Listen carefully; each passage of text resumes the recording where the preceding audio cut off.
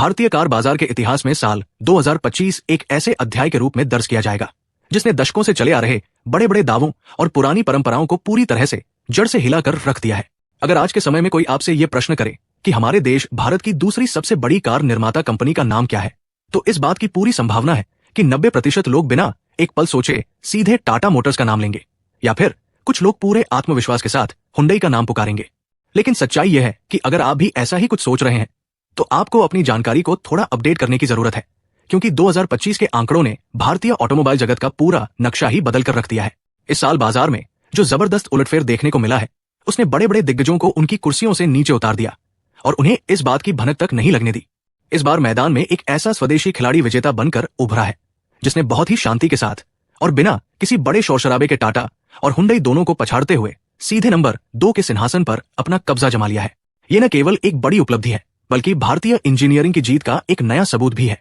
आज हम जनवरी 2025 से लेकर नवंबर 2025 तक के उन विस्तृत आंकड़ों का गहराई से विश्लेषण करने जा रहे हैं जिन्होंने पूरे उद्योग जगत में एक तरह का भूचाल ला दिया है। हम ये विस्तार से समझेंगे कि किस ब्रांड ने कितनी गाड़ियां बेची, कौन सी कंपनी अपनी साख बचाने में कामयाब रही और किसके पैरों के नीचे से जमीन खिसक गई।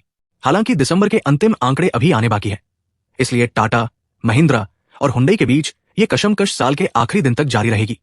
लेकिन अभी तक की तस्वीर पूरी तरह साफ हो चुकी है। इस सफर की शुरुआत हम उन कंपनियों से करते हैं जो इस वक्त बाजार की इस भयंकर दौड़ में सबसे पीछे खड़ी है और अपने अस्तित्व की लड़ाई लड़ रही है। इस सूची में सबसे नीचे यानी 14वें पायदान पर जीप का नाम आता है। कभी ऑफरोडिंग और मजबूती का दूसरा नाम मानी जाने वाली जीप आज आंकड़ों के जाल में उलझ कर रह गई है। पूरे साल के दौरान जीप की कुल बिक्री का आंकड़ा महज 356 यूनिट्स पर सिमट गया। जरा ठहर कर सोचिए कि जिस ब्रांड का नाम सुनते ही कभी उबड़ खाबड़ रास्ते और ऊंचे पहाड़ों की याद आती थी, आज उसकी हालत ऐसी है कि पूरे भारत में महीने भर में 40 गाड़ियां बेचना भी उसके लिए एक सपना बनता जा रहा है। ऐसा लगता है मानो जीप की गाड़ियां शोरूम की चारदीवारी से बाहर निकलने का रास्ता ही भूल गई है। इसके ठीक ऊपर 13वें स्थान पर फ्रांस की कार निर्माता कंपनी सिट्रॉन खड़ी है, जिसकी सालाना बिक्री मात्र 6,708 यूनिट्स तक ही पहुंच पाई। सिट्रॉन जब भारत आई थी तो उसने कंफर्ट यानी आराम को अपना सबसे बड़ा हथियार बनाया था, लेकिन उनसे एक बड़ी भूल यह हो गई कि उन्होंने भारतीय ग्राहकों की नब्ज को सही से नहीं पहचाना। 2025 के इस आधुनिक दौर में भी उनकी कारों के अंदरूनी फीचर्स इतने साधारण थे कि वे किसी को प्रभावित नहीं कर पाए। आज का भारतीय ग्राहक सिर्फ एक चलने वाली मशीन नहीं खरीदता, बल्कि वो एक ऐसा एहसास चाहता है जिसमें बड़ी टच स्क्रीन हो, स्टाइलिश डैशबोर्ड हो और अंदर बैठते ही एक प्रीमियम लग्जरी का अनुभव हो। सिट्रॉन ने इंजन और सस्पेंशन तो बेहतरीन बनाए, लेकिन फीचर्स के मामले में वे 20 साल पुरानी सोच के साथ चलते रहे, जिसका खामियाजा उन्हें इन कमजोर आंकड़ों के रूप में भुगतना पड़ा। 12वें पायदान पर निसान का नाम आता है, जिसकी कुल बिक्री 20,702 यूनिट्स रही। निसान की कहानी बिल्कुल उस योद्धा जैसी है जो अपनी पूरी सेना के बजाय सिर्फ एक ही हथियार के दम पर युद्ध जीतने की कोशिश कर रहा हो। आज निसान की पूरी साख केवल मैग्नाइट के कंधों पर टिकी है। किसी भी कंपनी के लिए केवल एक मॉडल के भरोसे इतने बड़े बाजार में टिके रहना लगभग नामुमकिन है, और 2025 में निसान को यह कड़वा सच बखूबी समझ में आ गया होगा। 11वें नंबर पर रेनॉल्ट है, जिसने 34,220 गाड़ियां बेची। रेनॉल्ट ने कभी क्विड और ट्राइबर जैसी बजट कारों से धूम मचाई थी, लेकिन अब भारतीय बाजार सस्ती कारों के दौर से बाहर निकलकर दमदार और सुरक्षित कारों के दौर में प्रवेश कर चुका है। रेनॉल्ट के पास आज के ट्रेंड के हिसाब से कोई ऐसी बड़ी एसयूवी नहीं है जो लोगों को अपनी ओर खींच सके, और यही उनकी घटती बिक्री का मुख्य कारण है। सूची में 10वें स्थान पर जर्मनी की फॉक्सवैगन नजर आती है, जिसकी कुल बिक्री 3481 यूनिट्स रही। फॉक्सवैगन की गाड़ियां चलाने में जितनी शानदार और सुरक्षित होती है, उनके रखरखाव और सर्विस का खर्च उतना ही अधिक होता है। यही वजह है कि एक बड़ा तबका आज भी इन गाड़ियों को खरीदने से हिचकिचाता है।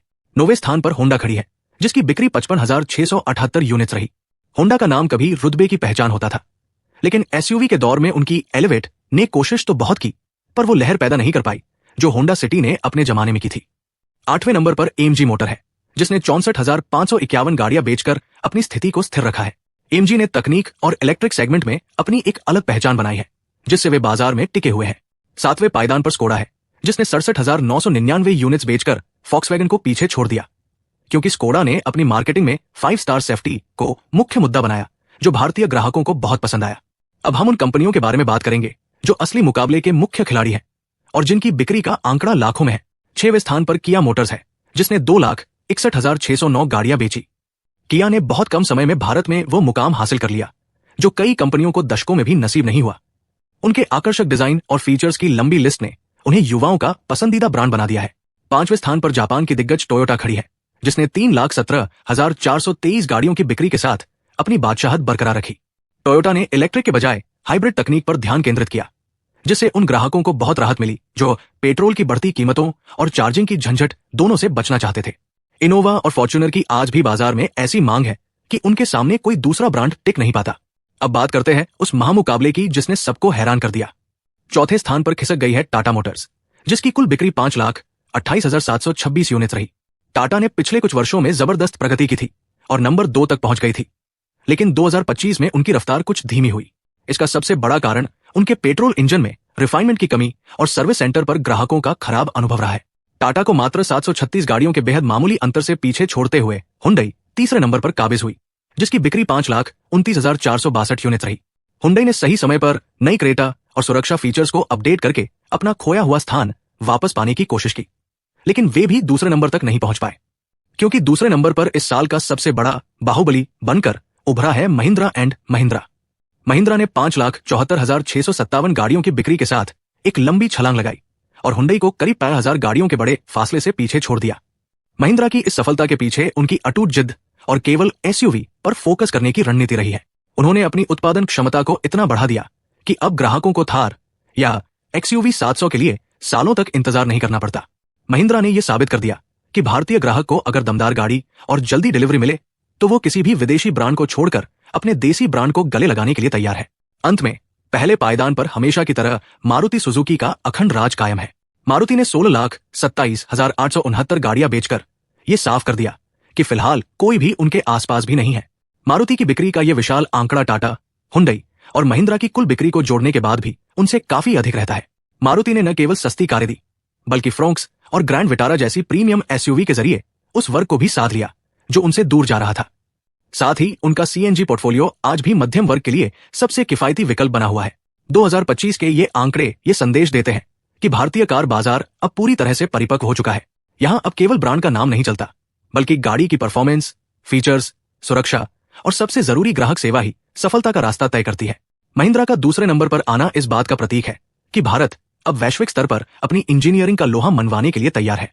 कंपनियों के बीच की ये स्वस्थ प्रतिस्पर्धा अंततः भारतीय ग्राहकों के लिए ही फायदेमंद साबित हो रही है, क्योंकि उन्हें अब पहले से बेहतर, सुरक्षित और आधुनिक गाड़ियां मिल रही है।